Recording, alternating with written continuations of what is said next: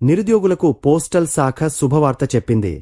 దేశవ్యాప్తంగా ఉన్న పోస్టాఫీసుల్లో ఖాళీగా ఉన్న 48,000 గ్రామీణ branch post master, assistant branch post master పోస్టులకు జనవరి 29న నోటిఫికేషన్ విడుదల చేయనున్నట్టు ప్రకటించింది.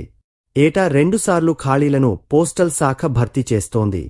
గత సంవత్సరం జులైలో విడుదల చేసిన నోటిఫికేషన్ ద్వారా భర్తీ కాకుండా మిగిలిన ఉద్యోగాలతో పాటు ఖాళీగా ఉన్న పోస్టులను భర్తీ చేయనున్నారు. 10th పాసైన వారు ఈ పోస్టులకు అర్హులు. అభ్యర్థుల వయస్సు 18 నుంచి 40 ఏళ్ల మధ్య ఉండాలి. ఎస్సీ, ఎస్టీ, ఓబీసీ, దివ్యాంగులకు ప్రభుత్వ నిబంధనల ప్రకారం వయోపరిమితిలో సడలింపు కలదు. అభ్యర్థులకు 10th వచ్చిన మార్కులు రూల్ ఆఫ్ రిజర్వేషన్ ఆధారంగా ఎంపిక చేస్తారు. ఎస్సీ, ఎస్టీ, దివ్యాంగులు, మహిళలకు పరీక్ష ఫీజు ఉండదు. మిగతా అభ్యర్థులు దరఖాస్తులు ఫీజుగా ₹100 చెల్లించాలి.